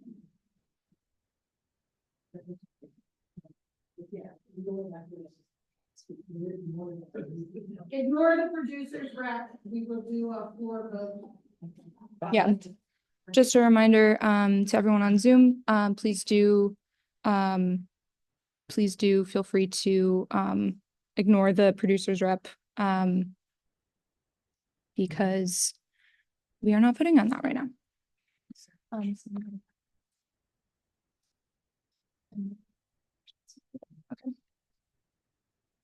So, thank you so much. Okay. So then once everybody's had the chance to vote on Zoom and So this is everybody. that's where all of So the voting. yeah. So you have so far 12 people voting. Mhm. Okay, and I'll just kind of keep checking in and see. And then Jim and I will step out and tabulate things, just so we're not like doing it, you know. And then we'll come back and share the results. So you have a hard out like very soon. I would say, another 30 minutes or so, so I don't know, I mean, Okay. I'm not sure it makes sense to have board meeting if nobody's I know, yeah, available. we're gonna have to. Jennifer is. Yeah, she's gonna travel, and Dawn is not. Yeah, here. she's I down, don't so know, Amanda's we'll in. have to postpone Yeah. the annual meeting of the board, but Yeah. we'll wrap this up. Yeah, and yeah, that's be okay.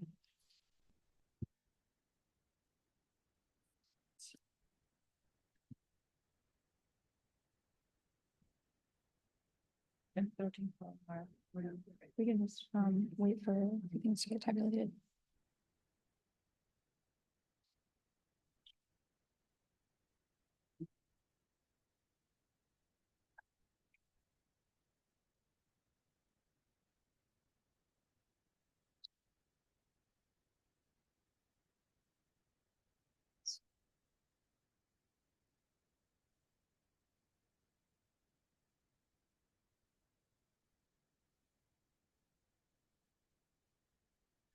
Now.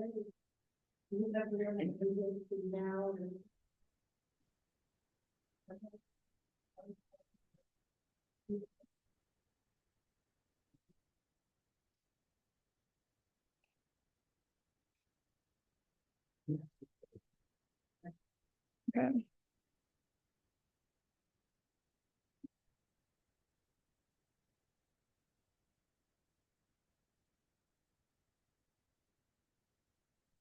We're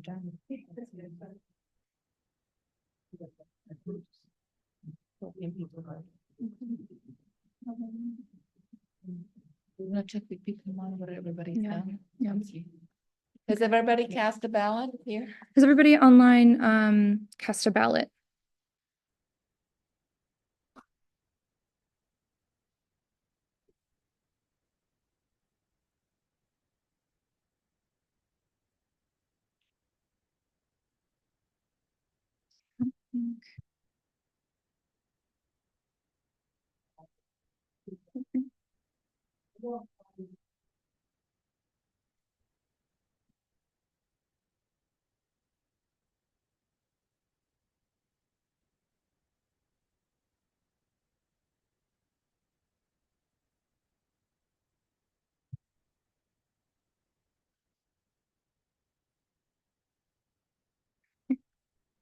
Right, I'll give a couple more minutes just to keep giving people a little bit more time to finish their ballot submissions.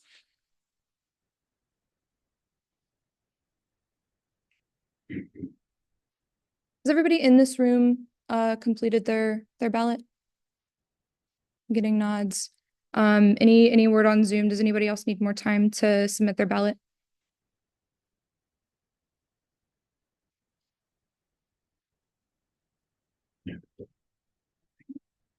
So seeing no indication for a need for more time. What's going to happen next is, hey folks, so it seems everybody has submitted their ballot.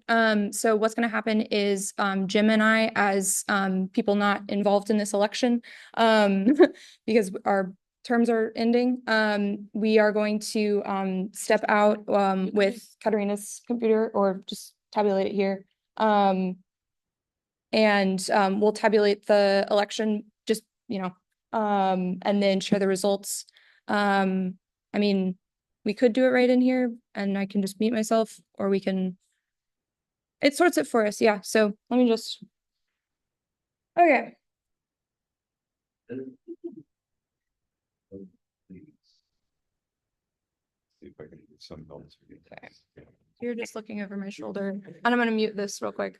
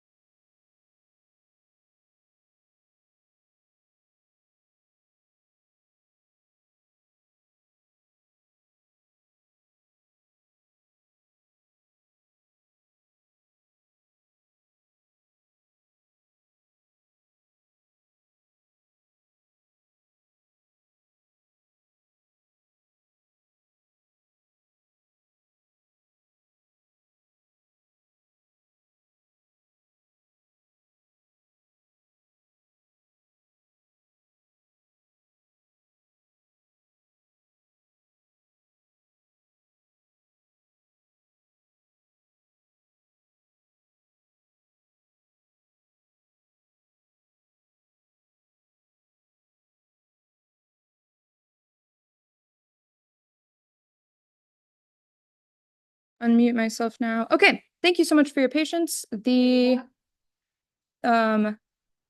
share. Okay, we have managed to tabulate the results of the election. In serving in the so we've got 4 people who will be serving 3-year terms, 2 people who will be serving a 2-year term. Serving in the 3-year term will be Jennifer, Amanda, Katerina, and Dan. So that's Jennifer Heimstra, Amanda Mackay, Katerina Sklodoni, and Dan Rigo. And then serving a 2-year term will be Zach Jones and Donald Masters. We'll put these out in an email as well, and I'm happy to write that down in the chat if that would be helpful. Yeah, congratulations.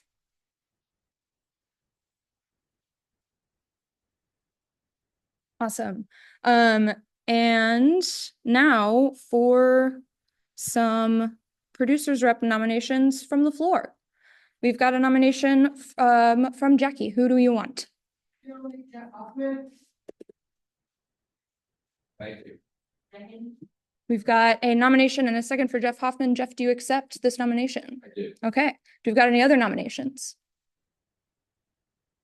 Anybody from Zoom want to nominate somebody? Anybody can vote, whether you're a resident of Arlington, anybody who wants to be a part of the nomination process, you're welcome to do so. He is not. He is not in the room. He's not on Zoom.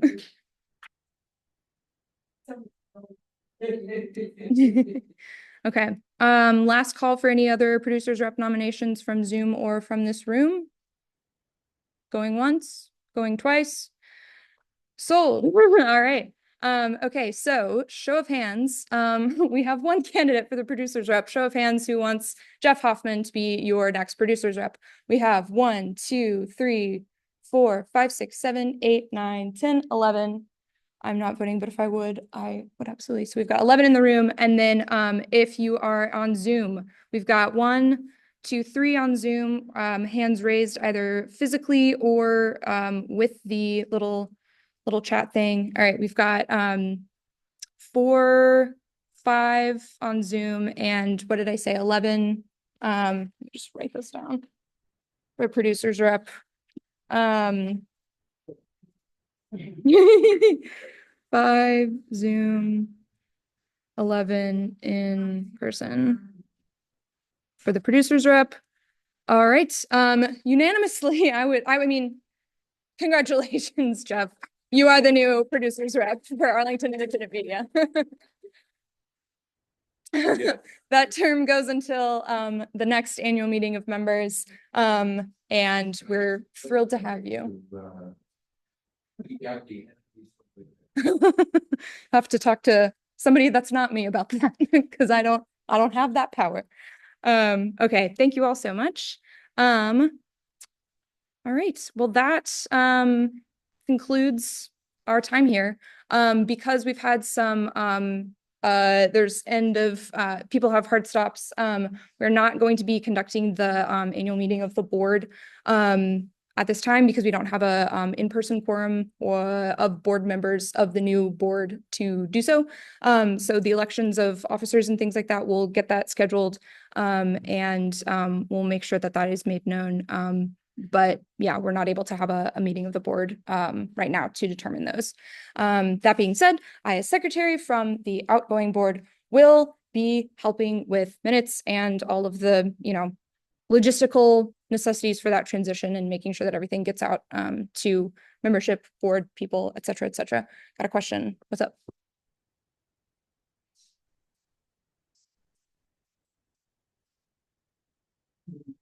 Mm-hmm. Yes. Yeah. The question was about sharing slides. And yes, that will be shared. We've also got the sort of bare bones annual report in PDF form that we'll share with everybody as well. We've got a question from Steve Portal. I just want to thank those people who are rotating off the board or choosing not to run again for all of their hard work. It's been really incredible in the last 2 years, and especially Claire. Thank you. Thank you. Great. Yes. Thank you very much. Really appreciate you guys. Thank you, Steve.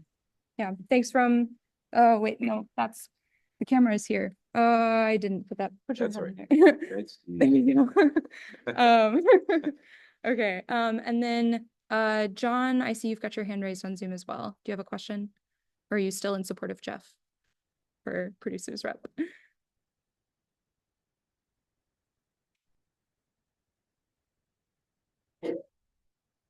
Yes, no, maybe so. Okay. All right. Well, I guess that concludes our time here. Thank you all so much for continuing to sojourn on for this organization. I know it means a lot to all of the people here, that you guys are here, that we're not giving up the ghost for, you know, community media. And yeah, thank you all so much. And we'll keep you posted on the annual meeting of the board details, and we'll send out all of the we'll send out the election results and the slides and everything in an email, so you have that in writing as well. Thank you so much, and that's all, folks. Take care. Thank you, Claire. Thank you.